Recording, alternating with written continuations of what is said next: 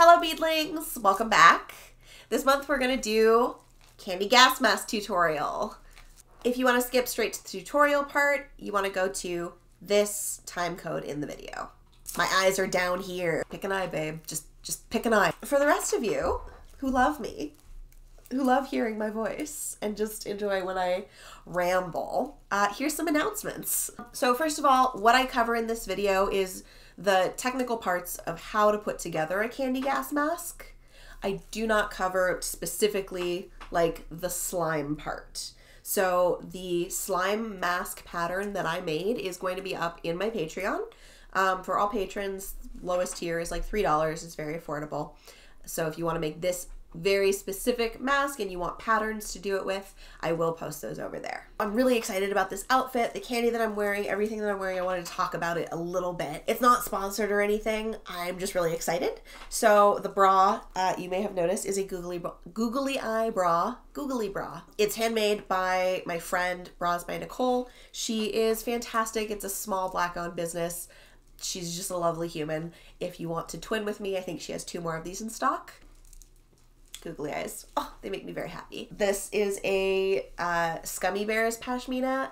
I am not sponsored by them, but if you guys see this and you want to sponsor me, this is the most comfortable pashmina I've ever worn in my life. And the candy. So I have been looking for an excuse to wear this one forever. And of course, this is the perfect video for it. It is a Bones Day today. So I have my noodle candy that I made. It's also Spooktober. This is going to be coming out on like October 30th. So got my little Oogie Boogie. And of course I've got my eye cuff. I'll probably do a tutorial on how to do this specific pattern at some point later. I tried to be a little bit like matchy-matchy, and I got, like, this bra came like in the mail today. So I had to wear it. This, and of course the alien perler. I made this one myself. It is sitting here very conveniently placed because I do not want to tempt the YouTube algorithm gods. So quick follow-up to the last video that I posted about plur packages. I have started doing this thing over on my Instagram where once a month I'll do a story post saying like, hey, any of my followers who are interested in trading plur packages with each other, go ahead and, leave a comment here. There's a little answer box, so type it in there. And then, that's up for a day. And then the next day I do a whole post where I tag everybody. And that way they can like link up and start trading plur packages.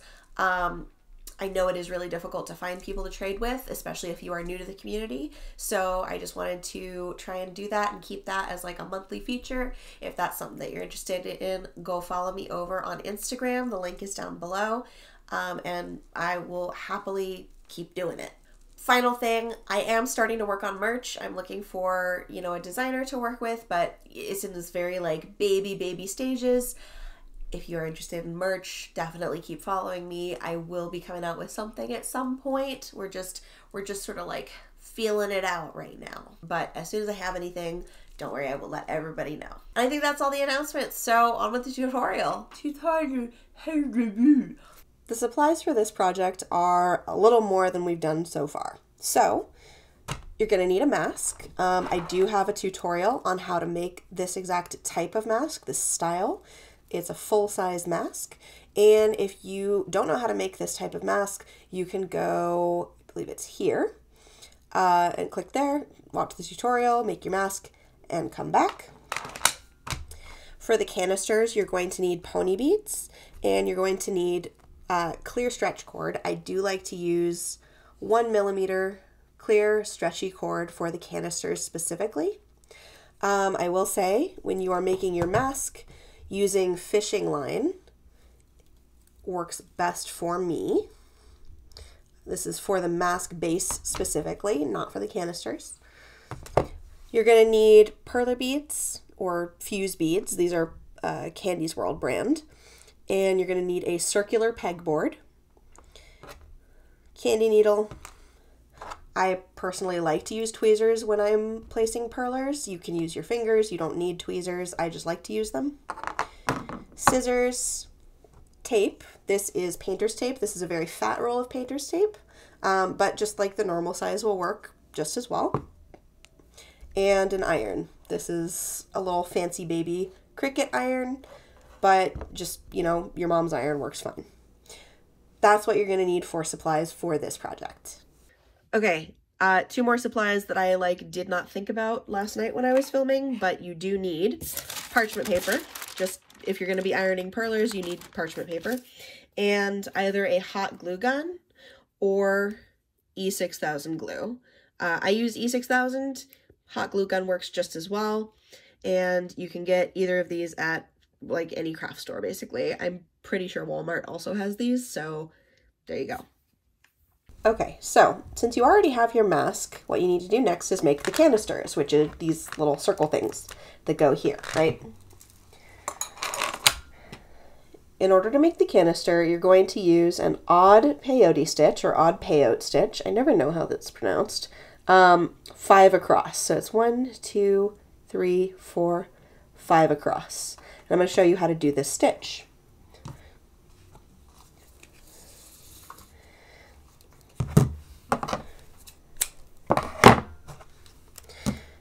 Take a long piece of crystal stretch cord, and I mean frickin' long, like 6 feet long, real long. You're going to take the ends, you're going to fold it in half, and take those 2 ends, put them together. Come on, focus. There we go. Take those 2 ends, put them together. Take 2 beads, 1 on each end. Put the strings together. Add 1 bead. Now separate them. 2 beads. Put them together. 1 bead. And 2 beads. Just like that. And you can see there, it is 1, 2, 3, 4, 5 beads across. Pull it all the way down to the end.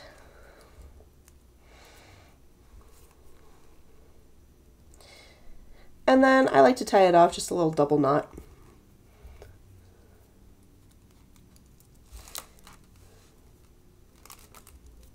One. You want to make sure that it is very tight, not twisted or anything. And 2.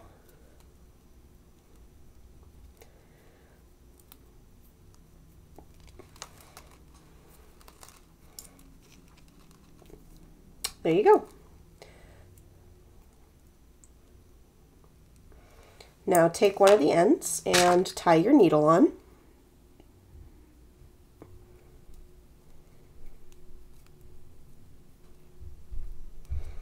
With this kind of string, I do recommend using a double knot when you tie your needle on instead of just a single knot.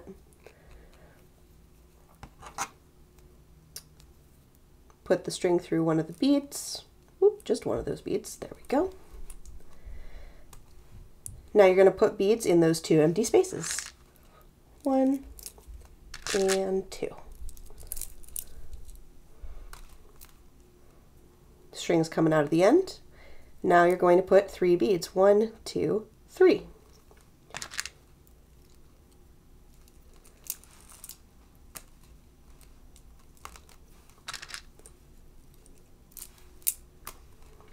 And on this 3rd bead, got that 3rd bead there, there's nothing on the end to anchor it to. So I'm going to show you a trick. I learned this trick from Kandi Toy Box. Her tutorials are fantastic. Go check them out. Okay, so you're going to take your string and you're going to put it through this bead and through this bead. So you're going to go diagonally up.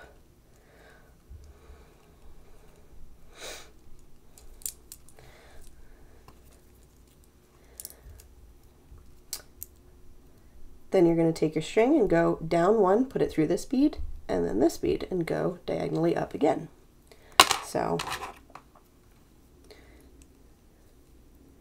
through this bead and through this bead. And pull it super tight. And now you've got your string coming out of this middle bead, and you can go back in the top. And then you'll repeat that again, because now you're in position to put 2 more beads there. So 1 and 2. And once again, add 3 beads, 1, 2, 3. So we'll go 1, 2. And I will show you how to add that end bead again one more time, because it is a little tricky. It does take a little practice. So you put the bead on, so it sits right at the end there. Then you put the string in those 2 beads. You can also do it with this bead and this bead. Like, it doesn't really matter. You can also do like that. It just needs to go at a diagonal.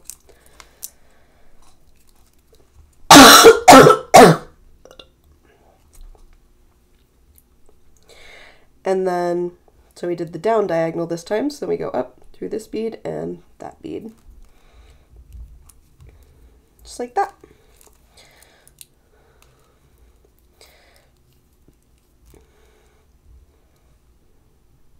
So you're going to repeat that. Right now, this is 1, 2, 3, 4. It's 4 beads tall. So you're going to repeat that until you've got a length that is 25 beads tall on the end there. So this is 4. We want it to be 25. And once you hit 25, you're going to put it in a circle. I'll show you how to do that. All right, so we have our strip of beads, whatever, peyote stitch, that is 25 long, and you can see this end, I've got 3 sticking out. This was the end I started on. And this end, I've got 2 sticking out. So you want 25 beads along the edge. You want to make sure you've got one edge with 3 and one edge with 2. You can also see I put some little green stripes on mine so that when it's circled up, it's going to look like a little bit like drippy slime, because that is the style of mask that I'm making. But you can do a solid color, you can do stripes, you can do whatever you want. So we're going to bring it around and it fits together just like puzzle pieces. And we're going to weave the string. So right now the string is coming out of this one. Right now the string is coming out of this bead here. And we're going to put it into this bead here.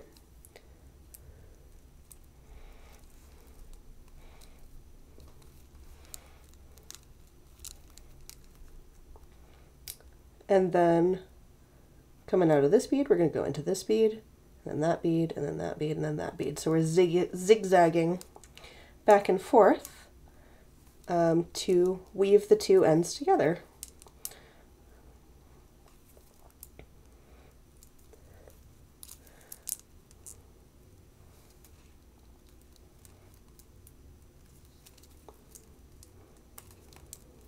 Okay, let's see if I can get a decent shot of this. So that's kind of what it looks like. And we just pull it tight and then close it off up at the top. So string's coming out of this bead, we're going to put it into this bead.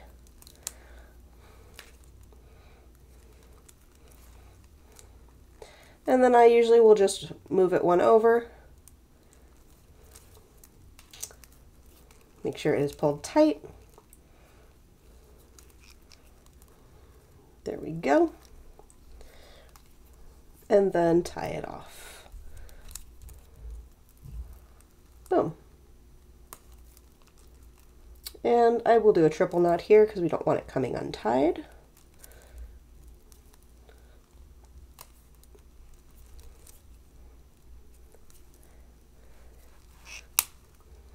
There we go. Took care of it for me. It did snap off, so I'm going to put a little bit of super glue there just to hold that knot in place. But this is also going to be the side that goes down on the mask, so no one is going to see that knot. It's going to be face down on the actual mask base. So once you've got it all tied together, you are going to set it aside, and I'm going to make the little circle that goes inside of it.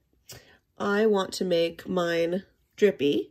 You can pick whatever pattern you want. It doesn't really matter. You could do one solid color. mine's gonna be drippy. So, got your fuse beads here. These are Kandi's World brand. I think I said that earlier. Perler are very easy to get. It doesn't really matter what brand you use, but it just needs to be like the regular size. And we're gonna do, it is important, I will say, it is important to use the small circle, like this smaller one. Starting from the center, you're going to go 1, 2, 3, 4, 5, 6, 7. So on that 7th ring, that's how big you want it to be. And I'm just kind of going to freestyle a pattern here. Because I want my drips to be a little bit uneven. I want them to look, I mean, as natural as they can look, honestly, with this pattern. And I'm not going to make you watch me put all of the beads on the board. I'm going to put them on the board and I'll be right back. All right, so I'm happy with that design. The important part is just how big it is. Again, you want to use 1, 2, 3, the 3rd ring in from the center, or counting out from the middle, 1, 2, 3, 4, 5, 6, 7. That is the size that's going to work best with a 25 bead around canister. As a note, like, you can make your canisters larger or smaller. I just recommend making this part first. If you're going to experiment with size, make the center part first, and that way you will be able to measure while you bead. Like, you can make this part longer or shorter based on how it fits around this. That's also why I recommend using the stretchy string when you make the canisters, is because you want this to fit very snugly on the inside. And so this needs to have a bit of stretch. You'll see what I mean. So we're done. We need to melt them now. You can melt it directly on the board. However, that comes with the risk of warping the board, especially if you use it, you know, too hot, too many times. So I like to use the tape method. And that's why we have this tape. So tear off a piece that is big enough.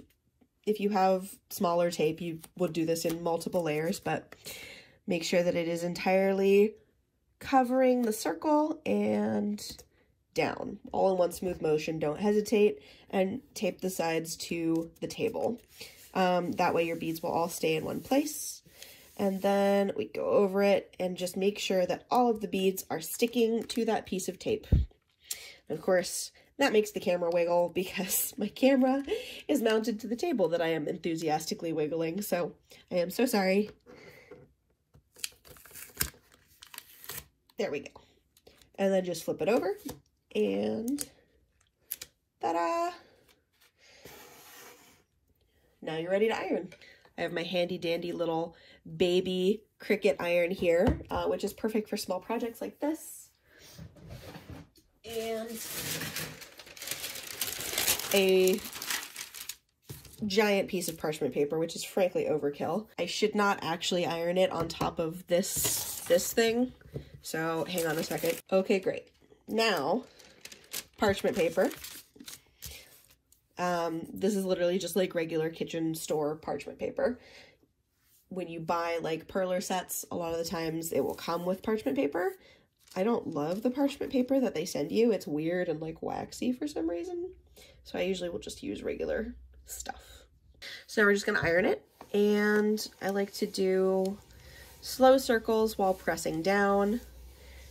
You can see as they get hot, they actually start to show through the paper, and you can kind of see how well they're melting together. I have my iron on the highest setting right now because I'm impatient, although probably medium is usually a better way to go. Slower and lets you control how it melts a little bit better. And now I'm gonna check. There we go. So you can see all the beads are pretty much melted together, which means I can take them off of the tape. Flip it over and just peel that tape right off. Now we're gonna iron the other side.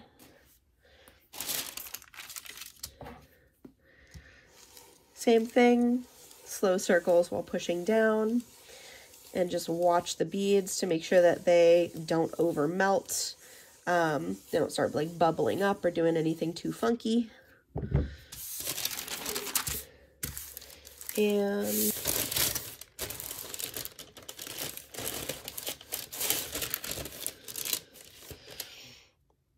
okay, perfect. And what I'm going to do off camera so it doesn't shake the whole table, I just have a giant book, like a dictionary or whatever. I'm just gonna put this under the book so that it cools flat instead of cooling like curved, and I'll be right back. So now what we're gonna do is we're gonna take the little disc that we just made, and we're going to glue it inside of this circle. This is one that I did last night, and you can see I used E6000, just really slapped it in there, just like a ton of glue, and you are gonna want to let it like sit and cure overnight. This is not like fun stuff to breathe in. So yeah, you really want to make sure that it's dry. So I'm going to show you how to get this in there and glue it in. It is tricky. It is a little tricky. It's a pain in the butt. So bear with me while I do this. So we've got our bead circle and we've got our perler circle. And I like to fit mine in so that it sits just below that first row of beads. And I can tell that this is the part I want facing out because this is the side that has the knot, and it also has all the double strings. So this is kind of the messier side that I want to have sitting against the mask. So I want this to fit right in here. And it's a super tight fit. You really have to just kind of wiggle it around and be patient. See, like this is, oh, like it's fitting. No, it's not. It's crooked. So that goes down a little bit more. We want it all sitting as evenly as we can get it. And sometimes it's just like not gonna do it. Sometimes it's gonna be very stubborn. Okay, I feel pretty okay about that. Ultimately, like they are going to be angled kind of downwards, so no one's gonna notice if it's a little bit off, but you do want it to be mostly even. So you can kind of see it is pretty much sitting right at the bottom of that first row of beads. So you're going to flip it over. And you're going to take your E6000 or your hot glue gun if you're using hot glue. And let's see how well you can see that. There we go. Literally like glob it on. Because we do not want these popping out at any point. We want this to stay on. You want to make sure that you're getting both the beads, like the pony beads, and the fuse beads. You got to be also like very delicate at this point because you don't want to accidentally push it too hard and have it like pop out the front. That would be unpleasant, especially since I'm now working with a bunch of super sticky glue. And we don't want to get that everywhere.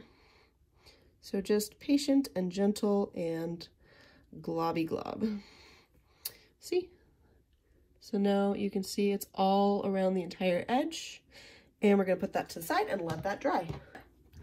Now, we're going to, this one is already dry, so I'm going to show you how to attach it to the mask. And this is another spot where you're going to want to use fishing line. If you don't have fishing line, the crystal string works totally fine. This Crystal Tech stuff, 1mm clear stretch cord, totally fine. That's what I've used on most of my other gas masks. It's just a little bit, if you've worked with it before, you know what I'm talking about. It's a little bit like sticky almost. It catches on things and it makes it a little bit hard to work with for this. So ideally you do want to use fishing line. So I'm going to take my fishing line, probably like about a yard of fishing line, I would say. I always have stuff left over, but it's so cheap and there's so much of it like on the roll that you really, it's better to have too much than too little in this case. I'm not really worried about wasting like a couple inches of fishing line. Okay, you're gonna tie your candy needle on. Use a double knot. 1 and 2. Okay. Perfect. And then I like to secure the line on here, boop, like that, and just actually tie a little knot here.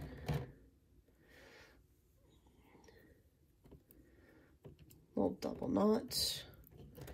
1 and 2. That way it's not going to be sliding out of the end. There we go. Snip the short end there. Perfect. Okay, so I like to really be quite specific about where my needle and string are coming out. So I'm going to run it up through one of these beads and then down through the next one. So it is directly coming out of the bottom of a bead. This is just my own preference for how I do it. Then I'm going to see, okay, do I want this to be the left side or the right side? I think I want it to be the left side so that this slime drip is coming out the outside. And I'm going to take it and line it up, see where does it look good on the mask. This, I think, is where I want it. So you can see I've got 1 row up above, 1 row down below. It sits very like nicely on there, got a little bit of room on the side. And okay, so that's a problem.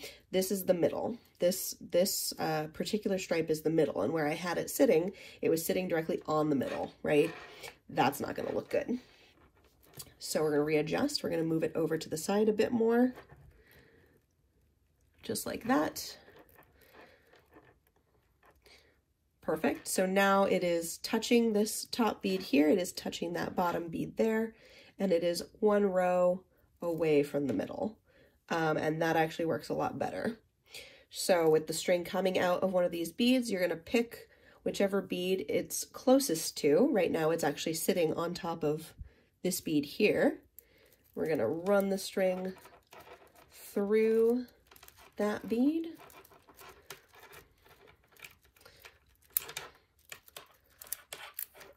And then,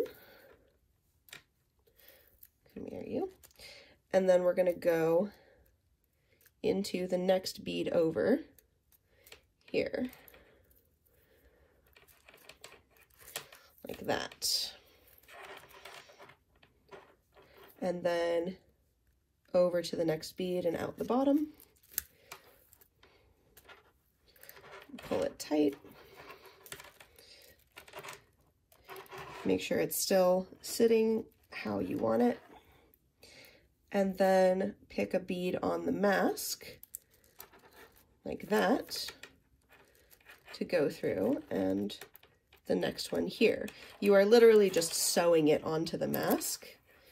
And the way that I have been doing this is just look at what fits together. Just like you would sew a patch, or you would sew, you know, a piece of clothing. You want things to be fitting together. You want the string to be unnoticeable. It's another good reason to use fishing line. But overall, you're holding this in place as best you can while you are sewing. And you are picking the beads that more or less fit around the outside, like, rim of the mask. Sometimes, like you can see here, right, comes out this bead, it goes into this bead, but when you pull it tight, where the string kind of wants to go is in this next bead over. So sometimes you can skip beads, and that is totally okay. You're just looking to securely fasten it in place on the mask.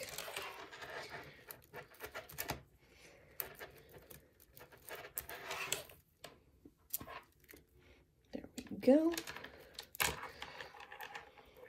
Okay. Next bead over is going to be this one here. And I know this is probably hard to see because it's fishing line. I do apologize for that. I tried to use like high contrast colors with the black and the green so it would be easier to see, but oh well. And you know, you probably could exactly copy what I'm doing, like count over from the edge, be like, okay, it is, you know, it is 1, 2, 3 rows over. You want to have this edge sitting on top of the 4th row, top edge sitting on that top bead, bottom edge sitting on that bottom bead, you know, right along the edge. There's the middle, there's 1 row, there's the middle, and then there's 1 row of beads on the side, and then it sits on that 3rd row. Like, you could for sure do that, and that's a fine like template to follow. It's a fine pattern to follow, but ultimately you know, it's about like what kind of feels like it looks right, and a little bit of trial and error, and just working with the pattern to make it vibe. And this is one of the downsides to working with fishing line, is that it can get tangled. So I'm going to untangle this and be right back. As a note, if your fishing line gets tangled, do not yank, do not pull, just very patiently and gently try to untangle it and work it back through the knots. Because nobody likes having to cut apart something and start over. Okay, so this is at kind of an interesting spot here. You can see the string is coming out of this bead right here, and there's not really a bead underneath it. Like, this bead and this bead are kind of the two that it's near, but going through either of those beads is not going to make it easier to get into this bead directly to the right. So what I do in that case is I actually go under and out like that.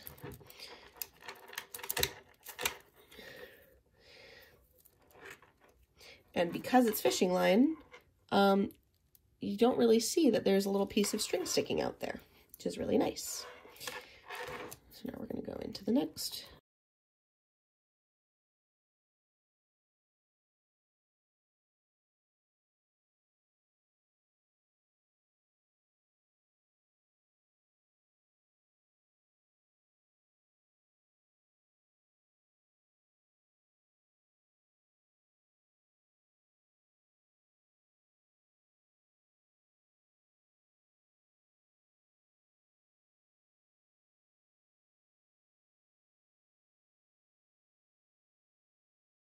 And last one, we're gonna go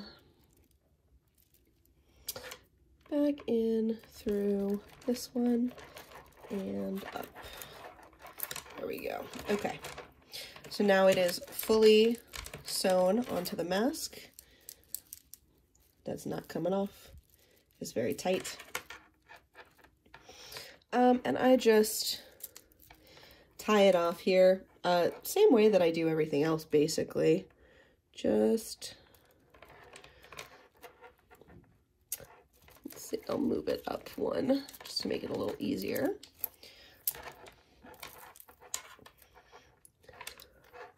And then see how there's, you can see the string inside connecting the beads.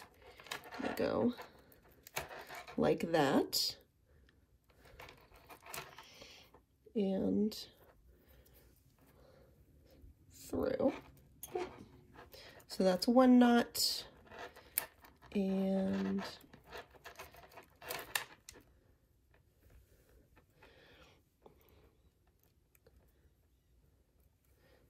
two, and one more just to be safe.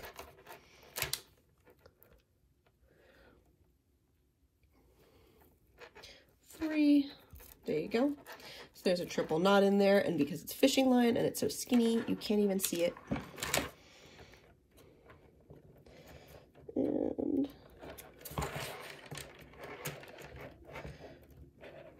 snip, snip. There we go. So there you go. And we're just going to repeat that on the other side. This boy is still drying, so I'm going to be very delicate here, but I will just show you. You want to make sure that it is the same as this one. So like this one, you know, it's got one bead at the top, one bead at the bottom, 2 beads on the side, 2 beads in the middle. So you're going to make sure that your spacing on this second one is the same. So touching the bottom, touching the top, 2 beads on the side, and 2 beads in the middle, so that they are in exactly the same place. And you literally just repeat everything you did for this one, you do for this one. I'm going to do that off camera because I have to wait for this to dry, and then I will come back and show you the finished product, because that's all you do. That's how you make the gas mask. Thank you so much for watching. I hope that it was helpful. I will say this again, I said it in the intro, but in case you didn't see that, the specific pattern for this mask, like with the drippies and everything, is going to be on my Patreon.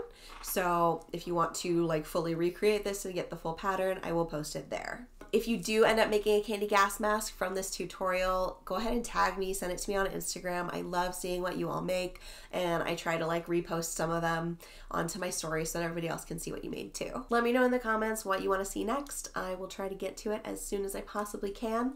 The poll is still open, I think, for like another day in my Patreon on what the tutorial is going to be for next month. So if you want to vote on that, it is not too late. Otherwise, I think I am contractually obligated to say please like and subscribe. Hubert feeds on likes and subscribes. It actually sustains him, makes him very happy. And that's why he's so round and friend-shaped, is because he is full of all of the comments, likes, and subscribes that you leave. Subscriptions? Subscriptions. And a huge big thank you to my patrons, my favorite children of all, because they help me keep this channel alive, and it is really humbling to see that there are people who like what I do enough to like help me out financially with it. Like, that's really f***ing cool. that's insane. Anyway, I love you guys, and yeah, I'll see you in the next one. Blair. Also, an extra big thank you to these patrons who decided to pledge at a higher tier and help me out even more. So, a big thank you to Natalie, Ava, M, Lillianne, and Mick. I really, really appreciate it. Thank you.